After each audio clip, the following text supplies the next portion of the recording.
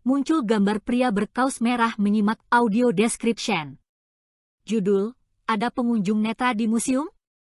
Ini solusi yang kami punya. Layar hitam. Muncul tulisan, cuplikan desain inovasi. Kursi yang didudukinya bukanlah sofa atau kursi mewah lainnya, tetapi hanya kursi minimalis, polos, dan tanpa ukiran. Meskipun tubuh dan kursi menghadap ke tenggara, Bung Karno tak lagi membaca buku yang di bangkunya, akan tetapi kepalanya menoleh dan menatap lurus ke selatan. 4 pria dan 1 wanita duduk bersebelahan di Sekretariat Pertuni Kota Blitar.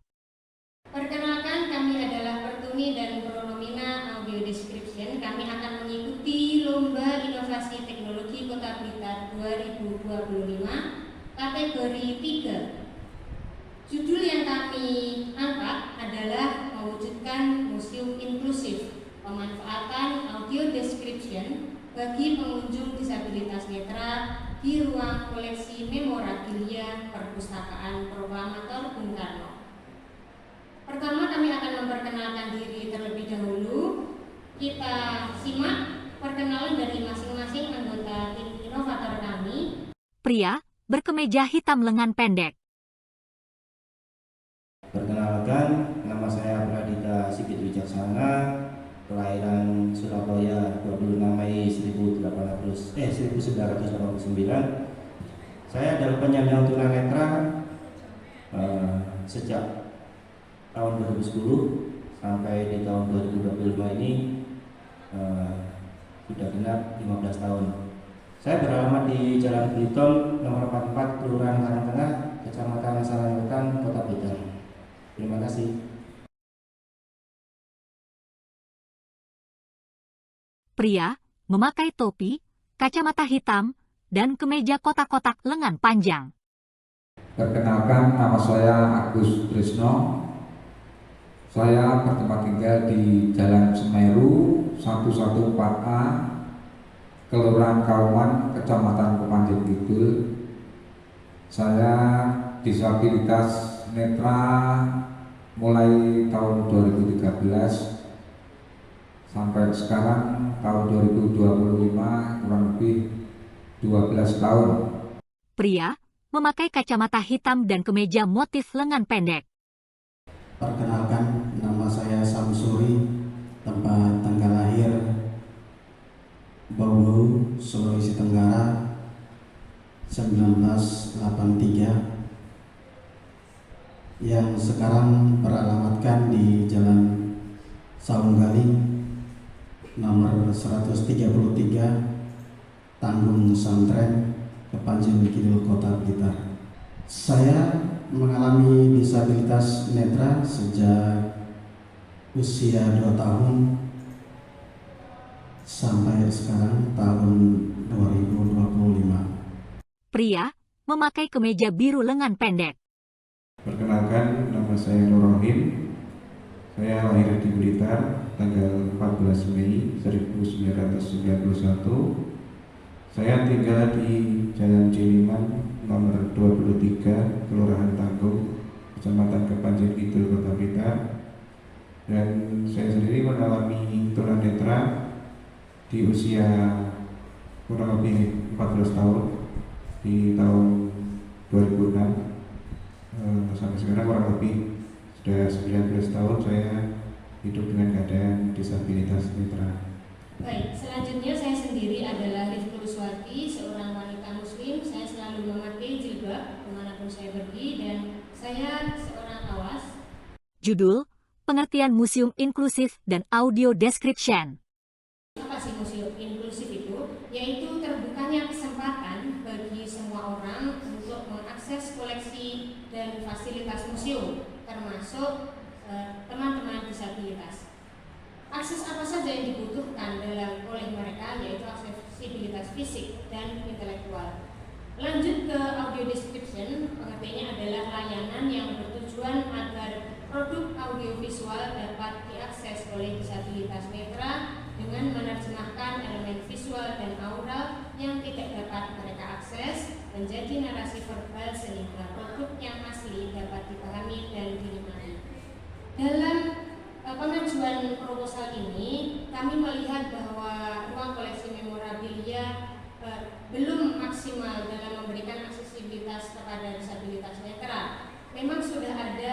fisik dari pintu gerbang sampai ke depan pintu ruang memorabilia, tetapi kami merasa akses intelektualnya belum ada. Untuk itulah kami mengajukan proposal yang berjudul audio description. Ini adalah salah satu bentuk akses intelektual bagi disabilitas netra. Lantas mengapa kami ingin mengangkat inovasi ini?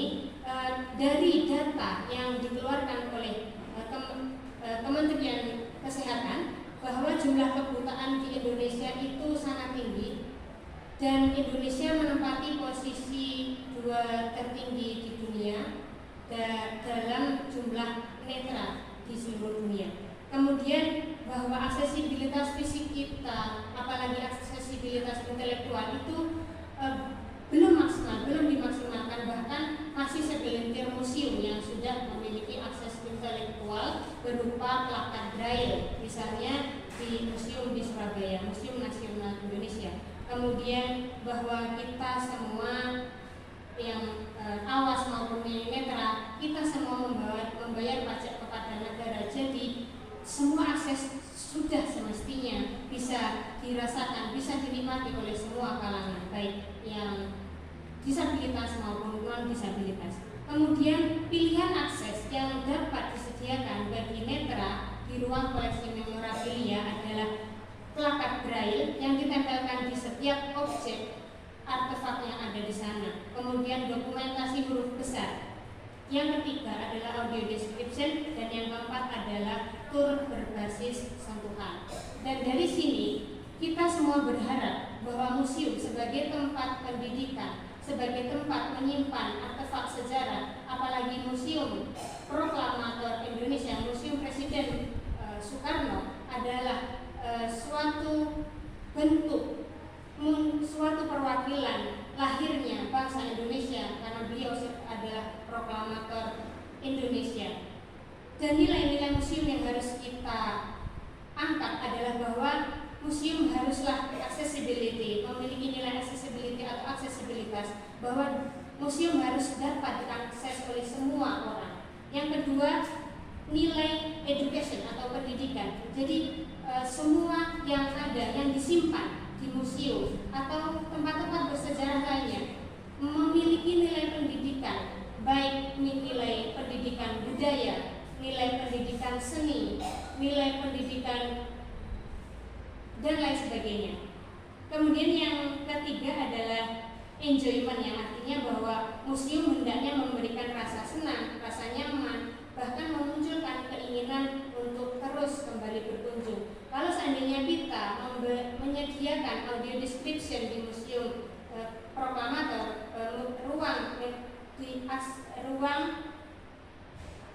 koleksi memorabilia, tidak hanya yang diuntungkan, tidak hanya anggota Pertuni Kota Blitar yang bisa merasakan manfaatnya, tetapi juga disabilitas netra dari kota-kota lain, bahkan seluruh Indonesia atau bahkan seluruh dunia. Kalau kita mau menyediakan audio description dalam bahasa Inggris, itu merupakan suatu peluang yang harus cepat kita tangkap untuk meningkatkan pamor ruang koleksi memorabilia, bahwa kita adalah museum yang inklusif, yang bisa diakses oleh semua orang, baik yang awas maupun yang netra.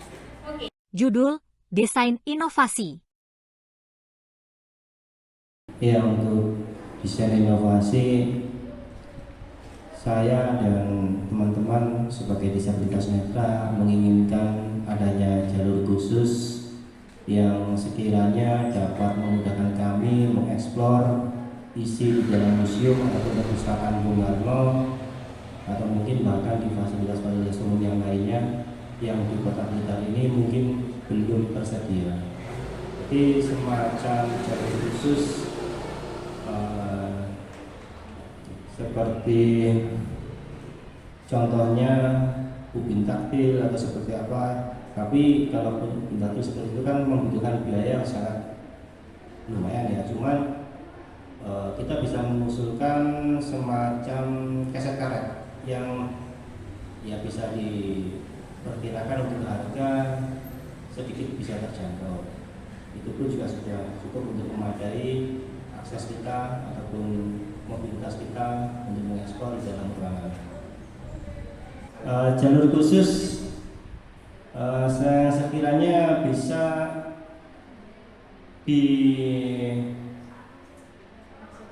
diakses dengan 4 indera kita yang masih tersisa.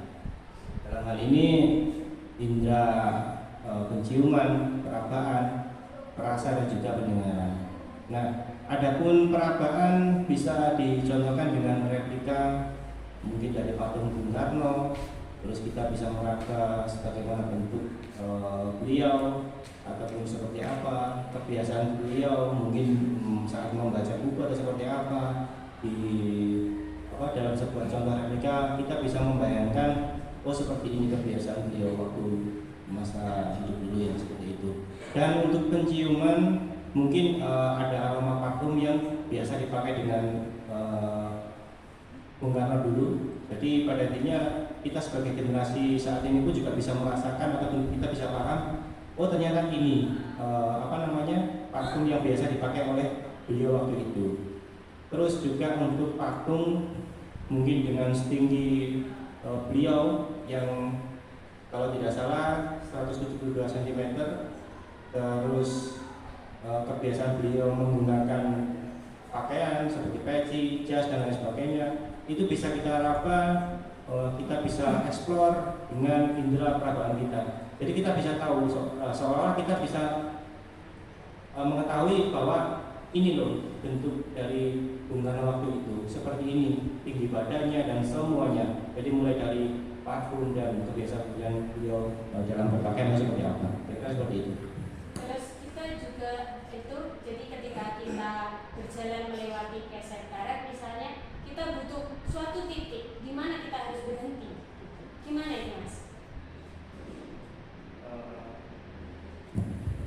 Mungkin kalau untuk penanda bisa kita berikan tanda dominan berupa mungkin di sudut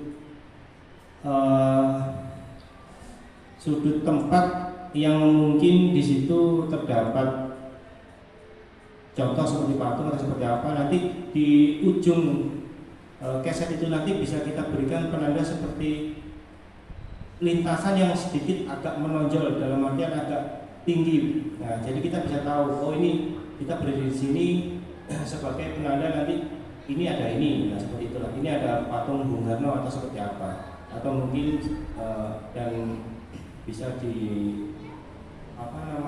bisa dibuat standar dominan seperti itu kira-kira. Jadi banyak macam untuk tanda dominan, bisa dari tekstur lantai yang sedikit menonjol atau seperti apa ataupun yang lain, banyak seperti itu. Selanjutnya aksesibilitas intelektual gimana Pak Agus? Jadi untuk pemutaran MP3 ya. MP3 nanti mungkin teman-teman penyandang disabilitas netra atau pengunjung bisa menyerahkan bisa dipinjami dari pihak perpustakaan. Ya, untuk lebih efektifnya mungkin bisa nomor WhatsApp nanti dikirim dari, untuk audionya dikirim dari pihak pengelola perpustakaan museum untuk memberikan kepada pengunjung.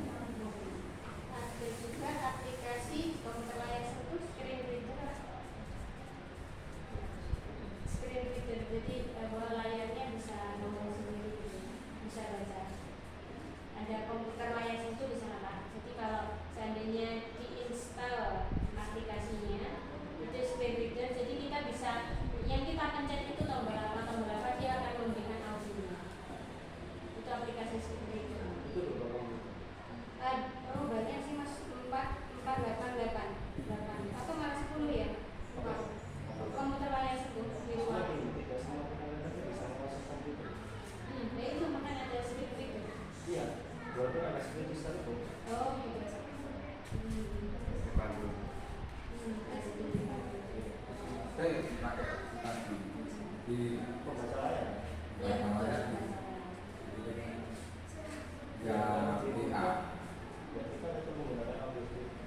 Kalau bisa Bu, kayak nggak ada apa namanya, nggak masuk di dalam kayak pakai sensor gitu.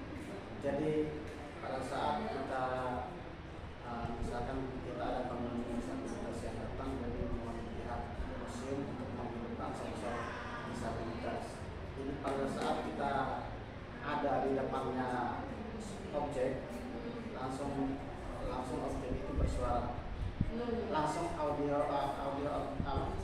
audio description-nya itu bersuara.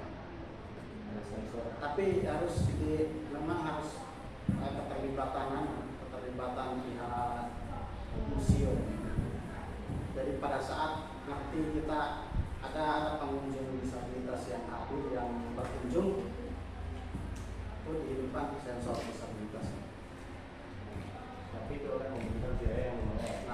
Nah, sedangkan yang saya bilang tadi, jika kita bisa menandai sebuah tanda bangunan, itu kan lebih efisien justru malah. Nah, jadi bisa juga gitu.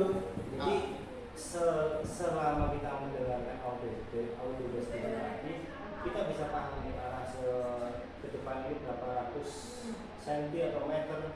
Nah, itu nanti ada tanda bangunan mengarah ke, nah seperti itu. Jadi ini kita bisa spesifikasi juga.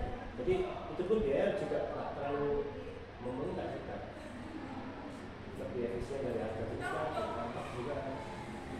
Sensor itu pasti akan lebih menawan biaya yang lumayan.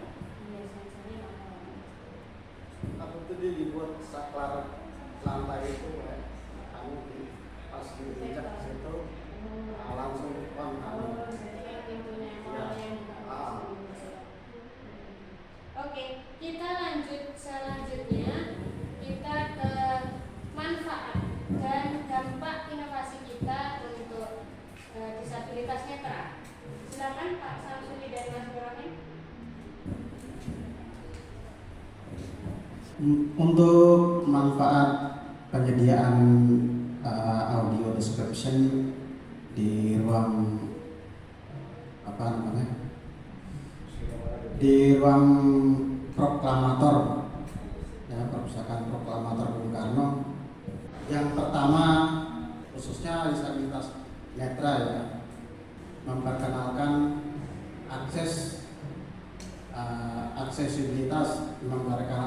aksesibilitas audio description bagi disabilitas netra yang belum mengetahuinya. Itu yang pertama. Ya, untuk audio description sendiri bagi tunanetra sangat penting ya, di ruang museum Bung Karno. Jadi bisa tunanetra itu memiliki gambaran tentang apa saja sih benda-benda yang ada di sekelilingnya, entah itu foto, patung, ataupun benda-benda peninggalan Bung Karno. Dengan audio description tersebut kita bisa memiliki gambaran bahwa di sebelah kanan atau kiri itu ada benda-benda yang ditaruh di museum. Selain itu, bagi teman-teman disabilitas netra, kita bisa lebih mengenal ruangan, lebih mengenal gambaran-gambaran ruangan di area museum, sehingga tunanetra sendiri bisa lebih mandiri jika ingin mengakses dan mengetahui tentang ruangan-ruangan yang ada di area museum, sehingga bisa lebih mandiri tanpa harus bergantung kepada orang lain untuk kita orientasi dan mengenali ruangan dan benda-benda yang ada di sekeliling. Untuk manfaat bagi orang non-disabilitas atau orang awas, bisa memberikan pembelajaran lebih detail dengan audio description. Jadi terutama bagi anak-anak mungkin yang sedang belajar, mereka tidak hanya fokus ke visual, tapi juga dengan audio tersebut memiliki pembelajaran yang lebih bervariasi, sehingga tidak hanya terfokus di penglihatan tapi juga di pendengaran. Terus selain itu juga orang-orang non disabilitas bisa lebih mengerti tentang keadaan dan kebutuhan teman-teman disabilitas netra, baik yang ada di Blitar maupun teman-teman disabilitas netra yang berkunjung dari luar Kota Blitar. Tadi Mas Adit, Pak Agus, Pak Samsuri, dan Mas Nurrahim sudah pernah meraba patung replika Bung Karno ini, dan sambil mendengarkan audio description, boleh dikasih tahu nggak pesannya bagaimana? Kalau seandainya hanya meraba patung saja bagaimana? Seandainya hanya audio description itu bagaimana? Gimana kalau dua-duanya dikombinasikan? Mana yang lebih kira-kira lebih bermanfaat? Mungkin kalau hanya patungnya aja mungkin ada sisi ada di mana sisi kita tidak, maksudnya tidak lengkap ya, kayak posisinya patung kan ya, kalau kayak kami kaum disabilitas netra itu hanya mengandalkan indera peraba. Jadi kalau sepintas lalu kita meraba itu kita nggak ngerti patungnya itu memakai apa, terus di kepalanya ada apa. Ya di situ sisi kekurangannya. Tetapi kalau dilengkapi sama AD atau audio description itu dari postur tubuh, minimal postur tubuh tinggi sekian, terus lingkar badan atau posisi dia lagi ngapain, dan dia memakai seragam warna apa, itu kita bisa, insya Allah bisa mendengarkan langsung deskripsinya dari audio tersebut. Justru kalau keduanya terpisah itu nggak akan efisien, harus dikombinasikan. Tapi hasil kombinasi dari audio deskripsi dengan replika tadi tanpa ditunjang dengan jalur khusus untuk kita bisa bermobilitas secara mandiri, itu akan sama saja. Jadi keterkaitan antara jalur khusus untuk kita bisa mengeksplor secara mandiri dan juga replika dengan indera perabaan kita dan dilengkapi dengan audio deskripsi akan menjadi sesuatu yang akan sempurna. Jadi dengan audio deskripsi kita bisa paham apa yang sedang kita raba, di posisi mana, ini apa, seperti itu akan bisa sedikit benar-benar bisa membantu. Nah, jadi tidak bisa terpisah, keduanya harus saling melengkapi dan ditambahkan dengan jalur khusus yang saya sebutkan tadi. Itu, terima kasih. Harapan kedepannya, misalnya dengan inovasi kita melalui lomba inovasi teknologi ini, seandainya ini hanya berhenti saja bagaimana? Perlukah ini diteruskan? Kira-kira bagaimana harapannya? Sebagai warga masyarakat Kota Blitar dan juga sebagai penyandang disabilitas netra, kita mempunyai hak yang sama untuk menggunakan fasilitas yang ada di Kota Blitar.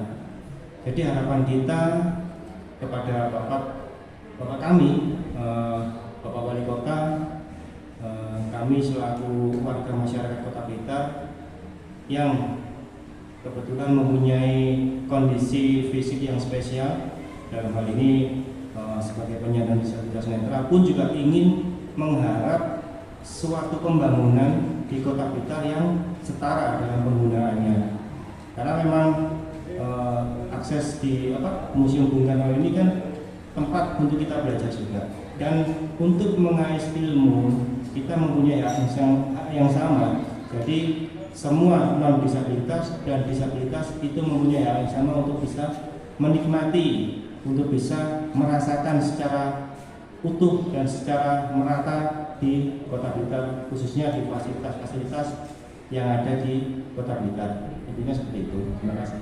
Saya hanya sekedar menambahkan, bukan melengkapi tapi menambahkan dari pendapat apa yang telah dipaparkan oleh saudara Pradita. harapan kami insya Allah sama-sama mempunyai harapan semoga dengan adanya lomba ini pemerintah Kota Blitar dapat mewujudkan impian kami yang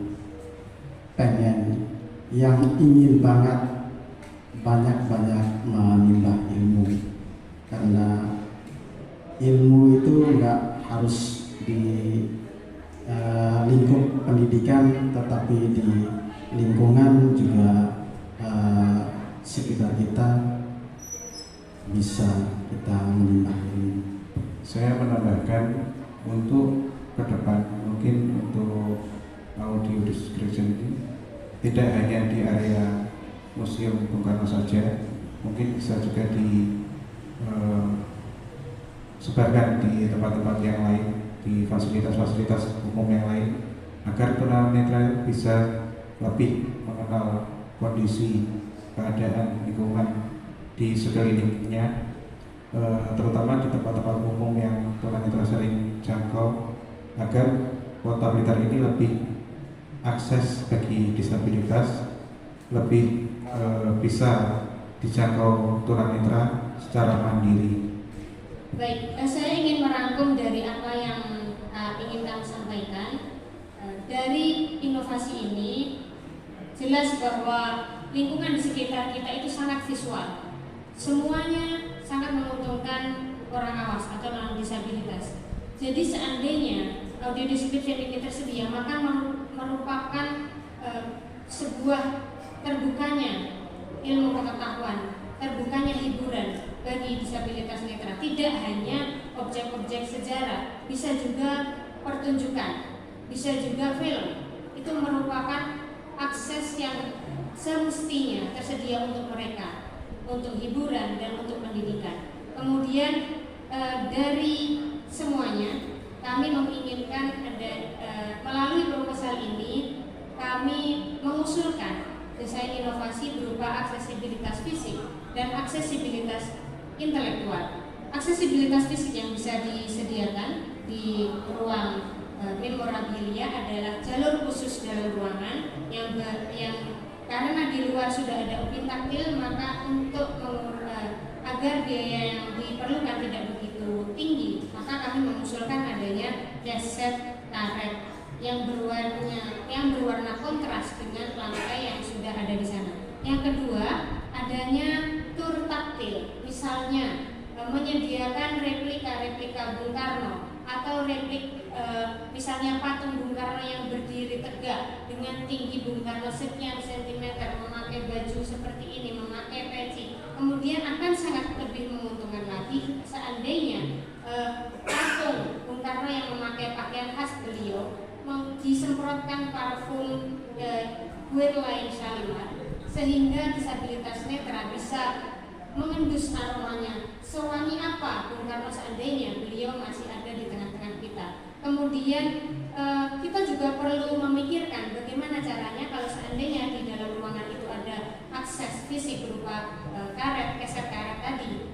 Kemudian bagaimana caranya agar teman-teman netra ini tahu di mana mereka harus berhenti, di mana mereka bisa mendengarkan audio description. Maka yang perlu kita lakukan adalah memberikan tanda-tanda yang berbeda daripada jalur sebelumnya. Misalnya dalam proposal kami mengusulkan adanya gundukan lingkaran atau speed bump yang bisa dipasang ketika disabilitas netra sudah sampai ke titik objek yang akan dideskripsikan. Untuk aksesibilitas intelektual ada opsi yang bisa dipakai, yaitu plakat braille yang ditempelkan di objek-objek artefak di sana. Kemudian audio description, kemudian ada dokumentasi huruf besar yang untuk audio description bisa opsi yang bisa dipakai adalah dengan memiliki inventaris pemutar MP3. Jadi pengelola museum itu bisa menyimpan semua audio ke dalam MP3, kemudian dipinjamkan kepada pengunjung netra yang harus dikembalikan ketika mereka akan keluar dari lokasi. Jadi di dalamnya nanti ada folder-folder yang bahasa Indonesia maupun bahasa Inggris. Jadi mereka bisa memutarnya secara mandiri mengikuti akses fisik yang tersedia di dalam ruangan. Kemudian opsi yang lebih mudah lagi adalah mendata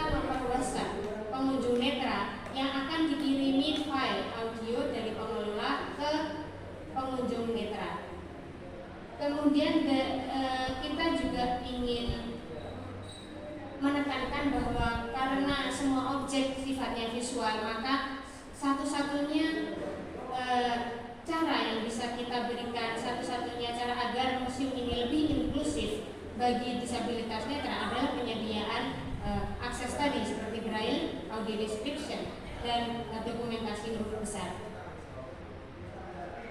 Tetapi perlu diingat bahwa plakat braille hanya bisa diakses oleh mereka yang bisa membaca braille. Kemudian dokumentasi huruf besar hanya bisa diakses oleh mereka yang low vision. Maka opsi yang paling bermanfaat untuk semua bagi baik netra maupun pengunjung awas adalah dengan audio description, karena memiliki manfaat-manfaat yang telah disebutkan oleh teman-teman kami tadi. Sekian dari kami, kurang lebih mohon maaf. Kami dari Pertuni Kota Blitar dan Pronomian Audio Description menyampaikan banyak terima kasih. Selamat beraktivitas. Dadah. Layar abu-abu.